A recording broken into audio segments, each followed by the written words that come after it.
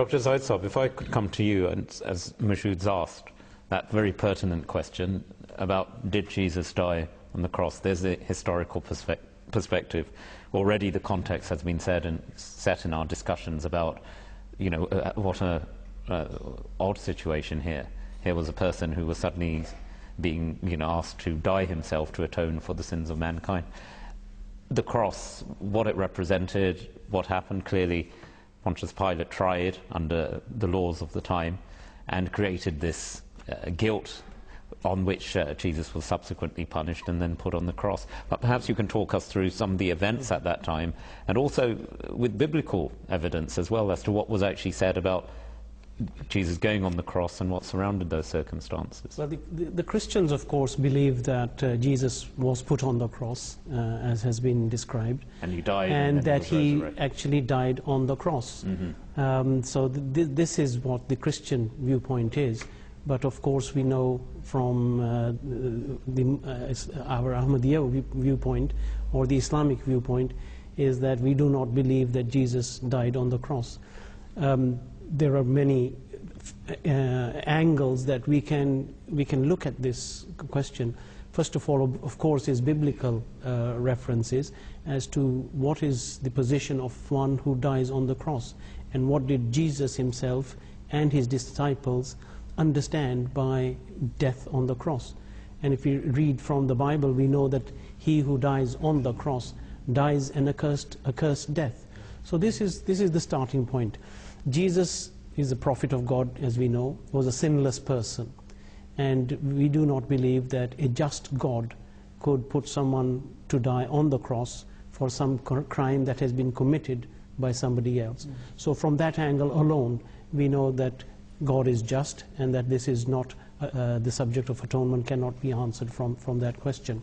So Jesus and his disciples, obviously knowing that death on the cross was accursed, was not looking forward to being put on the cross. Indeed, it said that Jesus actually begged absolutely for this cup of death to be passed to be over. removed from him. If Jesus knew that this was the design of God, that he would be put on the cross and that he would die on the cross, that the sacrifice was something that was required of him, then of course, being a prophet of God and a righteous man, he would have willingly laid down his life for this great purpose. In contrast, I always see the sacrifice of Hazrat Ishmael in comparison to that when he was asked to lay down his life, as Hazrat Ibrahim alayhi salam has said, I have seen in a dream that I am slaughtering you. He did not go away crying and said, oh my God, oh my father, what are you doing? I cannot let you sacrifice me. But he was willing, because he was a prophet of God, he was willing in that respect, thinking that this was God's design. So in Jesus' case also, we should have seen the willingness of Jesus to, yes, take me onto the cross. This is my fate. This is what God has designed me for. This is my purpose. But he doesn't do that. He cries and prays the whole night long in the Garden of Gethsemane. And he said, Ale, ale, ma sabachthani. Why have you forsaken me? Why am I going to be put on the cross? Knowing that if I die on the cross, the Jews are going to know that this was, na'uzubillah, a false man. And the Christians also, or his disciples will also come to think of that. So this is the basis of the argument, or one of the arguments is that Jesus did not want to be put on the cross because he knew that this was not God's design, and therefore he prayed all night long, remove this cup from me, and his prayer was indeed heard, and he was saved from death on the cross, and he was taken down alive from the death on the cross. Azasab, if I could come to you just on that, and then, because this opens up vast sort of avenues. First of all, in terms of, and the question asked for Mashoud, then we have another question from Arif Khan Saab, who again asks in very general terms about the resurrection. But just prior to that, from again keeping the biblical context in mind, if you could first of all just actually state what the Ahmadiyya Muslim viewpoint on, because there is this, was Jesus put on the cross first of all, what then there happened, and the justification in that context from biblical sources as to why. If we put the Holy Quran to one side for a moment in terms of the supporting evidence, there is certainly valid, but from a biblical perspective, the Ahmadiyya viewpoint is Hazrat Isa alayhi salam, Jesus Christ, was put on the cross, Yes. but he didn't die on the cross. He didn't die on the cross. And after this explanation, we should understand, as you said, his mission was not to die on that cross. So we look at the mission stated in the Bible very clearly, which was, I am sent not to die for the lost sheep of Israel, but to gather them. Indeed.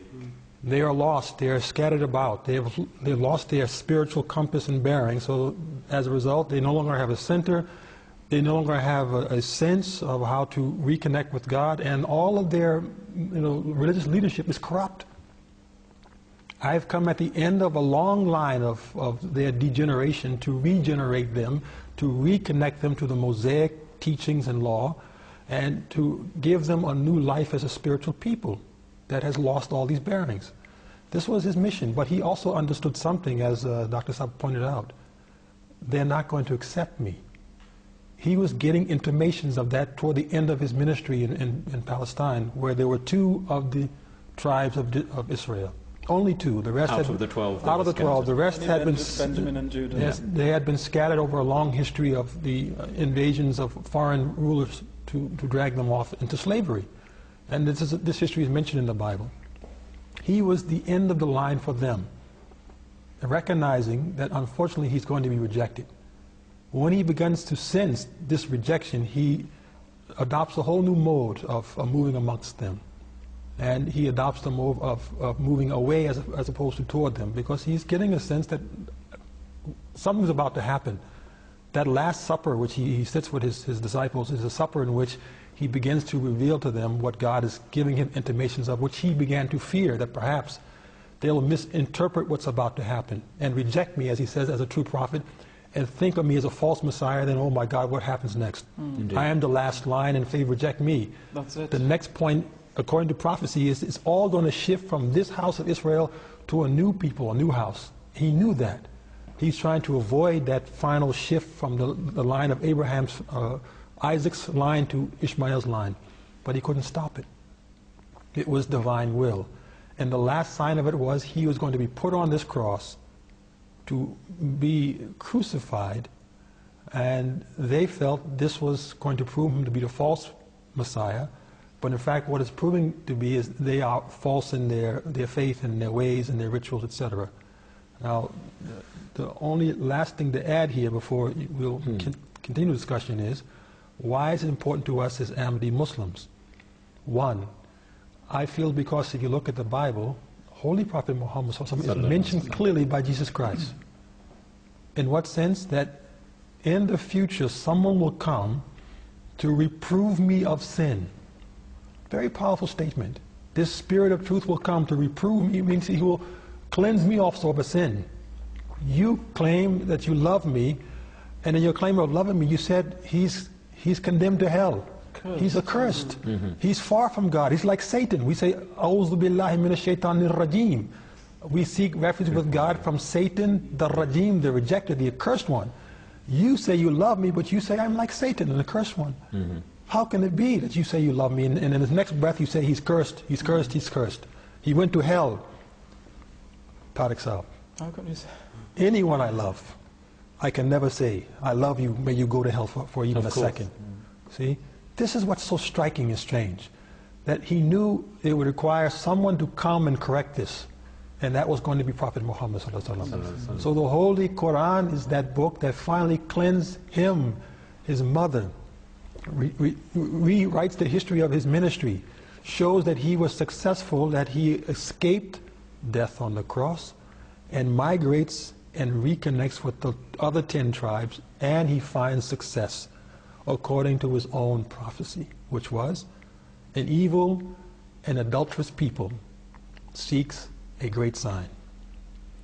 They'll be given only one single sign, and that is the sign of Jonah. Now, I won't go into the life history of Jonah. You can read it. It's a very short chapter.